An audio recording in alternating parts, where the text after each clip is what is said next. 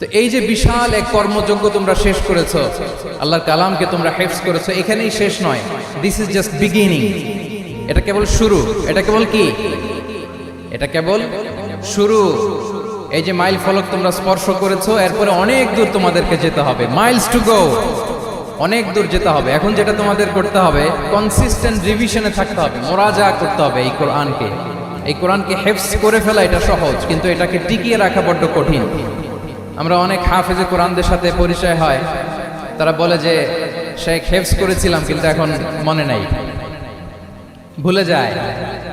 তো হেফজ করে ফেলাটা সহজ, কিন্তু এটা সিনায় রাখা মরণ অবধি, যতদিন দুনিয়াতে বেঁচে থাকে ঠিক ততদিন এই কোরআনকে প্রিজার্ভ করা, সিনাতে রাখা, এটা বড্ড কঠিন, অনেক বড় চ্যালেঞ্জ এটা তোমাদের জন্য। সো এই continuous revision of the holy Quran, এটা তোমাদের লাগবে। আল মুদাওয়ামাতু আলা কিরাআতিল কোরআন, প্রতিদিন ডেইলি বেসিসে এটা তোমাদের ডেইলি ওজিফা করে নিতে হবে। আমি সম্মানিত অভিভাবকবৃন্দ যারা আছেন তাদেরকেও বলবো যে এটা একটা টিম ওয়ার্ক, আপনাকেও হেল্প করতে হবে এখানে। আপনার বাচ্চা কোরআন তেলাওয়াত করবে, আপনাকে শোনাবে, আপনি তাদেরকে শোনাবেন। এই টিম ওয়ার্কের মধ্য দিয়ে এই কোরআন প্রিজার্ভ হবে, এটা থাকবে। এটা বড্ড জটিল। কোরআন হেফজ করা সহজ, কিন্তু এটাকে ধরে রাখা খুবই কঠিন। সো তোমাদের জন্য first and foremost reminder tonight, প্রথম রিমাইন্ডার হচ্ছে যে রেগুলার বেসিসে এই কোরআনকে মোরাজা করতে হবে, তা না হলে এই কোরআন থাকবে না। এবং আল্লাহ রাসূল সাল্লাল্লাহু আলাইহি ওয়া আলিহি ওয়াসাল্লাম তিনি ওসিয়ত করেছেন, তিনি বলেছেন তাআহাদুল কোরআন ওয়া ইন্নাহু আশাদ্দু তাফাল্লুতান মিনাল ইবিলি ফি উকুলিহা। তোমরা কোরআনকে ডেইলি রিভাইজ করো। যারা তোমরা হেফজ কমপ্লিট করেছো, হাফাজাতুল কোরআন, তোমাদেরকে উদ্দেশ্য করে আল্লাহ রাসূল সাল্লাল্লাহু আলাইহি ওয়া আলিহি ওয়াসাল্লাম বলেন যে তাআহাদুল কোরআন, তোমরা ডেইলি বেসিসে কোরআনকে কি করো? রিভাইজ করো, রিভিশন দাও, মুরাজা করো, এটাকে সম্মান করো। ফাইন্নাহু আশাদ্দু তাফাল্লুতান মিনাল ইবিলি ফি উকুলিহা, কেননা পোষ মানানো হয়নি এরকম কোনো বন্য উট যদি এটা রশি ছেড়ে দেওয়া হয়, এটা যেমনি ছুটে পালায়, দৌড়ে পালায়, এটারে ফিরে আনার জন্য কঠিন। কোরআন হেফজ করার পরে, মুখস্থ করার পরে কেউ যদি ভুলে যায়, ওইটারে আবার রিভাইভ করা তার চেয়েও বেশি কঠিন। এই জন্য ডেইলি বেসিসে রিভাইজ করতে হবে। এবং আল্লাহ রাসূল সাল্লাল্লাহু আলাইহি ওয়া আলিহি ওয়াসাল্লাম তিনিও যাতে ভুলে না যান, বারবার কোরআন পড়তেন, বারবার রিভাইজ করতেন। রাসূল সাল্লাল্লাহু আলাইহি ওয়াসাল্লামের কষ্ট হয়ে যেত, ফলে আল্লাহ তাআলা বলেছেন লা তুহাররিক বিহি লিসানাকা লিতা'জালা বিহি ইন্না আলাইনা জামাআহু ওয়া কুরআনা ফাইদা ক্বরানাহু ফাত্তাবি' কুরআনা। নবী, আপনি তাড়াহুড়ো করে, এত কষ্ট, এত প্রেসার আপনার উপর নেওয়ার দরকার নেই, আমি আপনাকে পড়িয়ে দেব। জিবরিল যখন পড়ে শুধু ফলো করেন, সেটা একবার পড়ে নিন, মুখস্থ আমি আল্লাহ করে দেব। সানুকরিউকা ফালা তানসা, আপনি আর ভুলবেন না। এরপরে আল্লাহ রাসূল সাল্লাল্লাহু আলাইহি ওয়া আলিহি ওয়াসাল্লাম রেগুলার বেসিসে কোরআন পড়তেন, সাহাবাদেরকে কোরআন শোনাতেন, আবার সাহাবাদের কাছ থেকে কোরআন শুনতেন। সো এই কোরআনকে যদি তোমরা তোমাদের সিনায় আজীবনের জন্য রেখে দিতে চাও সযত্নে, তোমাদেরকে রিভিশন দিতে হবে। এখন খুব বেশি বেশি revise and revise, revise after revise তোমাকে দিতে হবে। এবং সারা বছর কোরআনের যতটুকু নাজিল হতো, আল্লাহ রাসূল সাল্লাল্লাহু আলাইহি ওয়া আলিহি ওয়াসাল্লাম রমাদান আল মুবারাকে জিবরিল আলাইহিস সালামের সাথে রিভিশন করতেন। সারা বছর যা নাজিল হলো, এটা আল্লাহ রাসূল সাল্লাল্লাহু আলাইহি ওয়াসাল্লাম জিবরিল আলাইহিস সালামকে শোনাতেন, আবার জিবরিল আলাইহিস সালাম আল্লাহ রাসূল সাল্লাল্লাহু আলাইহি ওয়াসাল্লামকে অতটুকু শোনাতেন। যে বছর তিনি ইন্তেকাল করবেন, ওই বছর দুইবার তিনি গোটা কোরআনকে জিবরিল আলাইহিস সালামের সামনে পেশ করেছেন, শুনিয়েছেন। আবার জিবরিল আলাইহিস সালাম দুইবার আল্লাহর হাবিব সাল্লাল্লাহু আলাইহি ওয়া আলিহি ওয়াসাল্লামকে শুনিয়েছেন। আল্লাহু আকবার। তাহলে এটাই হচ্ছে সুন্নাহ। তিনি তো পৃথিবীর প্রথম হাফেজ নাকি? আল্লাহ রাসূল সাল্লাল্লাহু আলাইহি ওয়াসাল্লাম প্রথম হাফেজ ছিলেন না? উনি রেখেছেন কিভাবে? কোরআনকে প্রিজার্ভ করেছেন কিভাবে? রিভিশনের মাধ্যমে, রিভিশন এন্ড রিভিশন। তাহলে the first and foremost reminder for tonight in this ceremony for all of you today, you have to revise a lot, you have to recite a lot. প্রতিদিন recite করতে হবে, প্রতিদিন revise দিতে হবে। এটা আমাদের মনে থাকবে তো নাকি? শিক্ষার্থী বন্ধুরা আওয়াজ করো, মেক এ নয়েজ। মনে থাকবে ইনশাআল্লাহ বিইذنিল্লাহ। তাহলে প্রথম কাজ হচ্ছে আমাদেরকে রিভাইজ করতে হবে।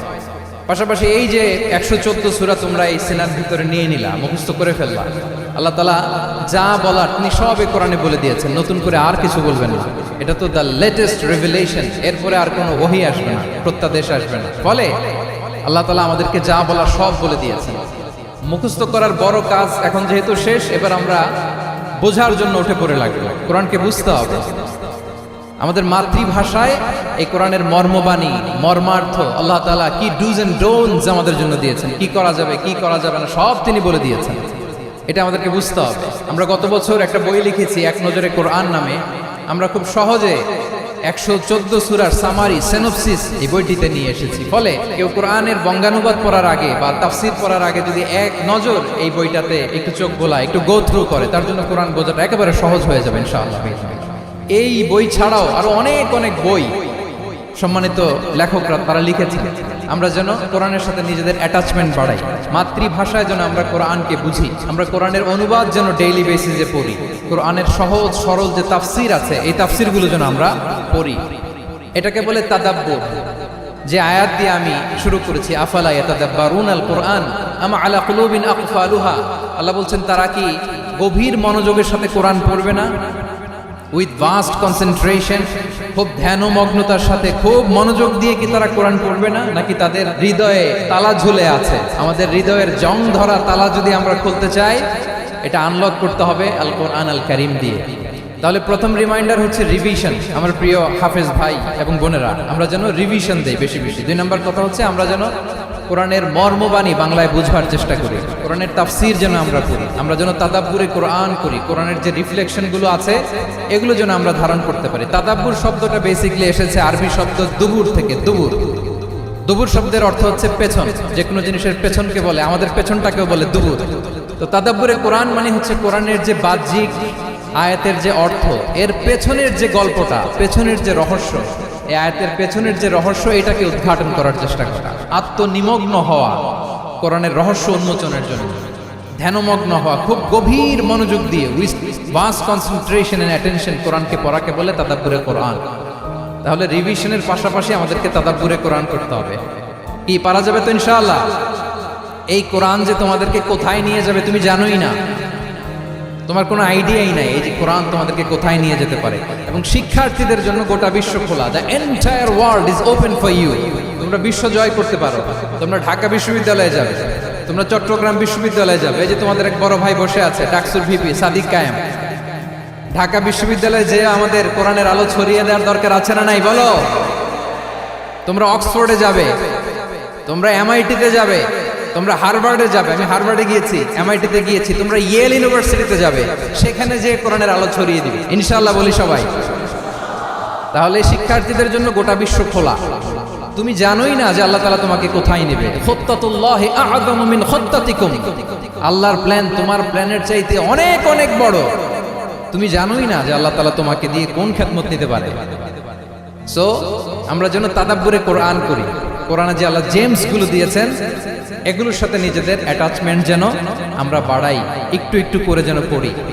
এবং সাহাবা রিদওয়ানুল্লাহি তাআলা আলাইহিম আজমাইন, ওনাদের হ্যাবিট এটাই ছিল, ওনারা তাড়াহুড়ো করে কোরআন পড়তেন না, একটু একটু করে পড়তেন। তোমাদের তো 2 বছর কিংবা 3 বছরে হেফজ শেষ হয়ে যাওয়ার কথা নাকি? তাদের কয় বছর লেগেছে হেফজ করতে? 3 বছর। আচ্ছা, তোমরা কি জানো ওমর ফারুক রাদিয়াল্লাহু তাআলা আনহু উনি সূরা বাকারা হেফজ করতে সময় নিয়েছিলেন 12 বছর। ওনাদের অভ্যেস ছিল তারা তাদাব্বুরে কোরআন করে করে আগাতেন। 10 আয়াত পড়তেন, এটাকে মুখস্থ করতেন, এটার অর্থ বুঝতেন, এটার উপর আমল করতেন, এটাকে ধারণ করতেন, এটার উপর সাধনা করতেন, এটারে ডাইজেস্ট করা শেষ, এরপরে 10 আয়াত, আবার একই সিস্টেমে 10 আয়াত করে এরপরে 10 আয়াত। এভাবে সূরা বাকারা শেষ করতে উনি সময় নিয়েছিলেন কয় বছর? 12 বছর। এবং যেদিন সূরা বাকারা কমপ্লিট করেছিলেন ওদিন উট জবাই করে সবাইকে খাইয়েছিলেন। সুবহানাল্লাহ, সুবহানাল্লাহ। ওনারা কোরআন জানাটাকে সেলিব্রেট করতেন। আল্লাহু আকবার। সো আমরা যেন তাদাব্বুরে কোরআন করি। তাহলে আমার রিমাইন্ডারগুলো খেয়াল রাখতে হবে। 1 নম্বরে কি বলেছি? Revision. Let's say all together. 1 নম্বরে কি ছিল? রিভিশন। 2 নম্বরে তাদাব্বুরে কোরআন। সবাই বলি 2 নম্বরে কি ছিল? তাদাব্বুরে কোরআন। বুঝে বুঝে কোরআনের মেসেজগুলোকে হৃদয়ঙ্গম করা, একটু একটু করে হৃদয়ঙ্গম করা, একবারে সব না। কারণ কোরআন নাজিলও হয়েছে একটু একটু করে। হাসাবা হাওয়াইজিল বাশার, মানুষের যত প্রয়োজন ছিল প্রয়োজনের প্রেক্ষাপটে চাহিদার আলোকে একটু একটু করে 23 বছরের লম্বায় লং পিরিয়ড অফ টাইমে কোরআন নাজিল হয়েছে। কোরআন কিন্তু তাওরাত, জাবুর, ইনজিলের মতো, তাওরাতের মতো, জাবুরের মতো কিন্তু কোরআন একবারে নাজিল হয়ে যায়। তাওরাত, জাবুর কিন্তু একবারে এট এ টাইমে নাজিল হয়েছে, কিন্তু কোরআন নাজিল হয়েছে কত বছরের সময় নিয়ে? 23 বছর, 23 years। 23 বছরের লং পিরিয়ড অফ টাইম নিয়েছে। গারে হেরাতে প্রথমে শুরু, মক্কা থেকে প্রায় 10 কিলোমিটার উত্তর পূর্বে 634 মিটার উঁচু প্রথমে নাজিল হলো ইকরা বিসমি রাব্বিকাল্লাযী খালাক, read in the name of your lord who has created, পড়ো তোমার প্রভুর নামে যিনি শিখিয়েছেন। এই তো নাজিল হতে লাগলো, কখনো মক্কায়, কখনো মদিনায়, কখনো ঘরে, কখনো বাইরে, কখনো মরুভূমিতে, কখনো বাজারে, কখনো যুদ্ধের ময়দানে। রাসূল যেখানে, সাথে সাথে কোরআনও সেখানে, একটু একটু করে। আল্লাহ রাসূল সাল্লাল্লাহু আলাইহি ওয়া আলিহি ওয়াসাল্লাম উনি ওনার জীবনে, পরিবারে, সমাজে যখনই কোনো সংকটের মুখোমুখি হয়েছেন তখনই সমাধান হয়ে হাজির হয়েছে কোরআন। সুবহানাল্লাহ বিহামদিহি। যখনই সংকট তখনই কি কোরআন, যখনই কোনো প্রবলেম ফেস করেছেন কোরআন, কারণ কোরআন হচ্ছে দ্য প্রবলেম সলভিং মেথোডোলজি। যখনই সমস্যা সমাধান নিয়ে হাজির হয়েছে কোরআন। তাহলে আমরা যেন তাদাব্বুরে কোরআন করি। পৃথিবীর সবচাইতে ইন্টারেক্টিভ বুক এটা, একটু একটু করে নাজিল হয়েছে, খুবই জীবন ঘনিষ্ঠ। তোমরা যত পড়বে, যত রিসার্চ করবে, যত এক্সপ্লোর করবে, তত এই জ্ঞান, এই নলেজ, এই রহস্য তোমাদের কাছে ধরা দেবে। তাহলে 1 নম্বরে হচ্ছে রিভিশন, 2 নম্বরে হচ্ছে তাদাব্বুরে কোরআন, যেটা বলেছি যে এটা ইন্টারেক্টিভ বুক। যখনই রাসূল সাল্লাল্লাহু আলাইহি ওয়াসাল্লাম সমস্যার সম্মুখীন হয়েছেন তখনই কোরআন আলোকবর্তিকা হয়ে হাজির হয়েছে। এবং কোরআনকে আল্লাহ আলো বলেছেন অনেক জায়গায়, ওয়া আনসালনা ইলাইকুম নূরাম মুবিনা, নূর বলেছেন আল্লাহ তাআলা, এটা আলোকবর্তিকা।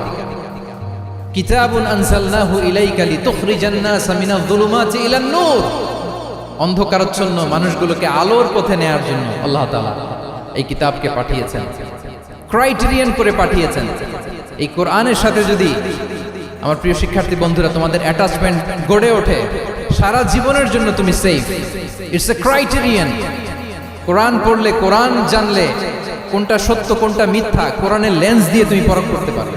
এটাকে আল্লাহ তাআলা বলেছেন আল ফুরকান, তাবারাকাল্লাযী নাযালাল ফুরকানা আলা আবদিহি লিয়াকুনা লিল আলামিনা নাযীরা। ফুরকান মানে the criterion, it differentiates between right and wrong, কোনটা সত্য কোনটা মিথ্যা, কোনটা ভালো কোনটা মন্দ। এটা কোরআনের লেন্স দিয়ে যদি তুমি পরখ করো, তোমার জন্য গোটা বিশ্বটা সহজ হয়ে যাবে, কোনটা সত্য তুমি সহজেই বুঝতে পারবে। তাহলে আমরা ডেইলি বেসিসে রিভিশন দিব, আমরা কোরআনের সাথে নিজেদের অ্যাটাচমেন্টকে বাড়াবো, রেগুলার বেসিসে আমরা তাদাব্বুরে কোরআন করব। কি করব? তো ইনশাআল্লাহ সবাই একসাথে আওয়াজ করে পড়ে ইনশাআল্লাহ। বিশাল এক কর্মযজ্ঞ তোমরা শেষ করেছো, এবার নতুন কর্মযজ্ঞের পথে তোমরা হাঁটবে। কোরআন তোমরা মেমোরাইজ করেছো এবং এখন জ্ঞানের অন্যান্য যে ব্রাঞ্চ আছে, শাখা প্রশাখা আছে, সেগুলোতে তোমরা বিচরণ করবে। জ্ঞানার্জনের একটা মূলনীতি তোমাদের সাথে আজকের এই প্রোগ্রামে শেয়ার করে আমি আমার সংক্ষিপ্ত আলোচনা শেষ করব। ইসলামিক জ্ঞান হোক কিংবা কনভেনশনাল জ্ঞান হোক, জ্ঞানার্জনের জন্য 3টা বিষয় অপরিহার্য, এটা আমাদের খেয়াল রাখতে হবে। 1 নম্বর হচ্ছে বিনয়, 2 নম্বর হচ্ছে সফর, 3 নম্বর হচ্ছে সবর। এবার আমি জিজ্ঞেস করি, তোমাদের মুখ থেকে আমি শুনতে চাই, বলো জ্ঞানার্জনের জন্য অপরিহার্য বিষয় কয়টা? 1 নম্বরে বিনয়, 2 নম্বরে সফর, 3 নম্বরে সবর। এই 3টাই লাগবে। বিনয়ী হইতে হবে, ডাউন টু আর্থ হইতে হবে। বিনয়ী না হলে, মুতাওয়াদি না হলে আল্লাহ তাআলা এলেমের নূর দিয়ে ওই ব্যক্তিকে ধন্য করেন না। বিনয়ী হইতে হবে। বলা যাবে না যে আমি সব শিখে ফেলছি, আমি সব জানি, আসলে কিছুই জানি না, আসলে কিছুই জানি না। অনেক পড়াশোনা করার একটা বড় সুবিধা হচ্ছে আমি যে কিছুই জানি না এটা জানা যায়। যারা অনেক পড়াশোনা করে, গভীর জ্ঞান অর্জন করে, অনেক পড়াশোনা করার একটা বড় ফায়দা হচ্ছে যে এটা জানা যায় সব শেষে যে আমি কিছুই জানি না। আবুল নওয়াস একটা চমৎকার কবিতা লিখেছেন, উনি বলেছেন ফাকুল লিমা ইয়াদঈ ফিল ইলমি ফালসাফাতান হাফিজতা শাইআন ওয়া গাবাত আনকা আশিয়াউ। যে বলে যে আমি সব জানি, তুমি তার বৃদ্ধাঙ্গুলি দেখিয়ে বলা তুমি কিছুই জানো না, তুমি অল্প কিছু জেনেছো। মহাবিশ্বের অনেক রহস্য তোমার কাছে এখন অধরা, এখনো অধরা, অজানা। ওয়া ফাওকা কুল্লি যী ইলমিন আলিম, জ্ঞানীর উপরও জ্ঞানী আছে, জাননেওয়ালার উপরও জাননেওয়ালা আছে। তাহলে বিনয় যেন আমাদের পোশাক হয়, আমরা যেন বিনয়ী হই। আমরা যার কাছ থেকে নলেজ নিব, ইলম নিব, তার কাছে বিনয়ী হইতে হবে। যেই পাত্রে পানি ঢালবো এটা থাকবে নিচে, আর যেই গ্লাস থেকে ঢালা হবে ওইটা থাকে উপরে। মুসা আলাইহিস সালাম একবার বনি ইসরাইলের মাঝে আলোচনা করছিলেন, হঠাৎ এক লোক বলে যে ইয়া নবী আল্লাহ মান আ'লামু ফিল আরদ, বর্তমান পৃথিবীতে সবচেয়ে বড় জ্ঞানী কে? তো মুসা আলাইহিস সালাম বলে ফেললেন আনা, আমি সবচেয়ে বড় জ্ঞানী। এটা ভুল বলেন নাই, কারণ যাকে আল্লাহ তাআলা ওহির জ্ঞানে ধন্য করেন তিনিই তো সবচেয়ে বড় জ্ঞানী। আল্লাহ তাআলা এই রেসপন্সটা, এই আনসারটা পছন্দ করেন না। আল্লাহ তাআলা চাচ্ছিলেন মুসা আলাইহিস সালাম যদি বলতো যে আল্লাহই ভালো জানে বা আল্লাহু আ'লাম, আল্লাহই সবচেয়ে জ্ঞানী, এটা আল্লাহ পছন্দ করতেন। তো উনি যখন বলে ফেলছেন আমি, আল্লাহ বলে না মুসা, তুমি যে বলে ফেললে আমি সবচেয়ে বড় জ্ঞানী, তুমি তো সবচেয়ে বড় জ্ঞানী নও, তোমার চেয়ে বড় জ্ঞানী আছে। শুনে তো মুসা আলাইহিস সালাম অবাক, কি আমার চেয়ে বড় জ্ঞানী কোথায়? আল্লাহ বললেন ইযহাব ইলা মাজমাইল বাহরাইন, দুই সাগরের মিলনস্থলে যাও, ওখানে আমার এক বান্দা আছে ইসমুহু খাদির। এই খাদির যারে আমরা বাংলায় খিজির বলি আর কি, এই খিজির তোমার চেয়েও জ্ঞানী। আল্লাহু আকবার। আপনারা সূরা কাহফের তাফসীর পড়লে জানতে পারবেন। গেলেন, নৌকার মধ্যে বসা, হঠাৎ একটা চড়ুই পাখি এসে সাগরের পানি খাচ্ছে। অনেক to make the long story short, বড় স্টোরিকে আমি ছোট করে বলছি। দুইজন নৌকায় বসা, একটা চড়ুই পাখি এসে সাগরের পানি খায়। তো খিজির আলাইহিস সালাম বললেন মুসা, চড়ুই পাখিটা দেখতে পাচ্ছ? মুসা আলাইহিস সালাম বললেন হ্যাঁ দেখতে পাচ্ছি। চড়ুই পাখি যে পানি খেলো এইমাত্র, এটা দেখেছো? হ্যাঁ দেখেছি। পানি খাওয়ার কারণে চড়ুই পাখির চঞ্চুতে মানে ঠোঁটে যে একটু সাগরের ছিটে ফোটা পানি লেগেছে, দেখেছো? মুসা আলাইহিস সালাম বললেন হ্যাঁ দেখেছি। তো খিজির আলাইহিস সালাম বললেন এই যে সাগর থেকে, মহাসাগর থেকে পানি খাওয়ার কারণে চড়ুই পাখির ঠোঁটে সামান্য সাগরের ছিটে ফোটা পানি যতটুকু ঠোঁটে লেগে আছে, এটা হচ্ছে তোমার, আমার আর মহাবিশ্বে আমরা যারা আছি সবার জ্ঞান। আর পড়ে থাকা মহাসাগরের পানি হচ্ছে আল্লাহর জ্ঞান। চড়ুই পাখির ঠোঁটে লাগা পানি তোমার, আমার আর পৃথিবীর সবার, আমাদের যে জ্ঞান আল্লাহ দিয়েছেন এটা। আর মহাসাগরের পানিগুলো কার জ্ঞান? ওয়ামা উতিতুম মিনাল ইলমি ইল্লা কালিলা। আল্লাহ বলেন একেবারে একেবারে ভেরি লিটল, যত সামান্য জ্ঞান দিয়ে আমি তোমাদেরকে দুনিয়ায় পাঠিয়েছি। এজন্য আমি সব জানি, এটা আজকে থেকে আমরা আর বলবো? আমার শিক্ষার্থী বন্ধুরা নয়েজ করো, বলো আমরা বলবো আল্লাহু আ'লাম, আল্লাহ ভালো জানেন। সাহাবাদের এই বৈশিষ্ট্য ছিল, ওনারা বলতেন আল্লাহু ওয়া রাসূলুহু আ'লাম, আল্লাহ এবং আল্লাহর রাসূল ভালো জানেন।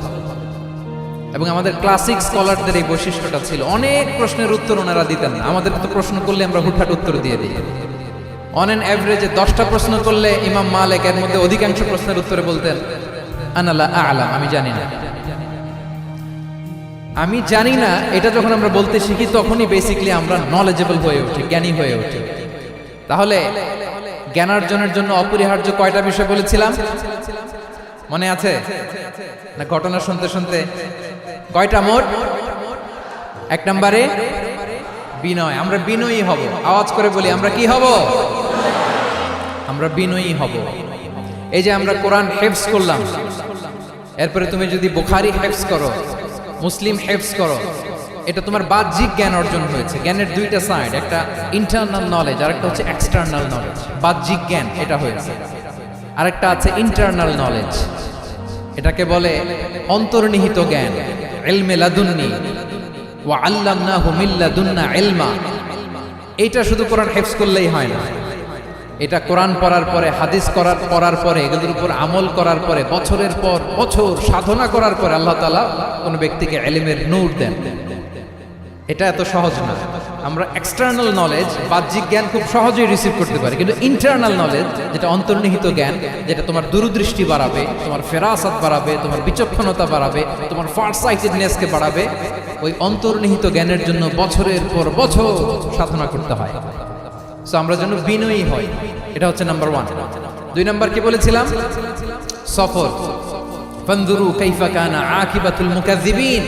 আল্লাহ বলে সফর করো, সিরু ফিল আরদ, ট্রাভেল করো। ট্রাভেল করলে তোমার চোখ খুলে যাবে। তুমি যদি পেট্রাতে যাও, জর্ডানের পেট্রা, তোমার চোখ খুলে যাবে। তুমি যদি ফেরাউনের লাশ দেখে আসো, তুমি অবাক হয়ে যাবে। তুমি যদি জর্ডানের ডেড সি ঘুরে আসো, তুমি অবাক হয়ে যাবে। 1000টা বই পড়ে তুমি ওই জ্ঞান অর্জন করতে পারবে না, যেই জ্ঞান তুমি ট্রাভেলিং করে অর্জন করতে পারবে। তাহলে ভ্রমণ করতে হবে। আর 3 নম্বরে কি বলেছিলাম? সবর, মানে হার্ড ওয়ার্কিং হইতে হবে। পরিশ্রমের কোনো বিকল্প নাই। There is no alternative to be hard working. কোনো বিকল্প নেই, হার্ড ওয়ার্ক তোমাকে করতেই হবে, এটাই সবর। এই 3টা প্রশিক্ষণই আল্লাহ তাআলা মুসা আলাইহিস সালামকে দিয়েছিলেন। লম্বা ঘটনা, তিনি খিজির আলাইহিস সালামের সাথে সফর করেছেন, ওনার কাছে যে বিনয়ী হয়েছেন, তারপরে বারবার উনি ধৈর্যহারা হয়ে যাচ্ছিলেন, আল্লাহ ধৈর্যেরও পরীক্ষা নিয়েছেন। তাহলে বিনয়, সফর এবং সবর, এই 3টা জিনিস জ্ঞানার্জনের জন্য অপরিহার্য। এই ফিচারগুলো দিয়ে, এই ক্যারেক্টারিস্টিক্সগুলো দিয়ে যেন আল্লাহ তাআলা আমাদেরকে ধন্য করে। আমরা সবাই পড়ি আমিন। আমরা আল্লাহর কোরআনকে যেভাবে হৃদয়ে ধারণ করতে পেরেছি, আমরা যেন কোরআনের তাদাব্বুরের মধ্য দিয়ে, কোরআনের রিফ্লেকশনগুলোর সাথে নিজেদের অ্যাটাচমেন্ট বাড়ানোর মধ্য দিয়ে আলোকিত মানুষ হতে পারি। আল্লাহ তাআলা আমাদেরকে তৌফিক দান করুন। আমি আবারও তানজিমুল উম্মাহ ফাউন্ডেশনকে অন্তরের অন্তঃস্থল থেকে শুভেচ্ছা জানিয়ে এবং তোমাদের যে এই চমৎকার সাফল্য, এই সাফল্যর ধারাবাহিকতা কামনা করে তোমাদের জন্য প্রাণ ঢালা অফুরান দোয়া এবং ভালোবাসা রেখে আমার সংক্ষিপ্ত আলোচনা এখানেই শেষ করছি। আল্লাহ তাআলা আমাদের সবাইকে কথাগুলো বোঝার ও আমল করার তৌফিক দান করুন। হাদা মা ইনদি ওয়াল ইলমু ইনদাল্লাহি আলাইহি তাওয়াক্কালতু ওয়া ইলাইহি উনীব। আসসালামু আলাইকুম ওয়া রাহমাতুল্লাহি ওয়া বারাকাতুহু।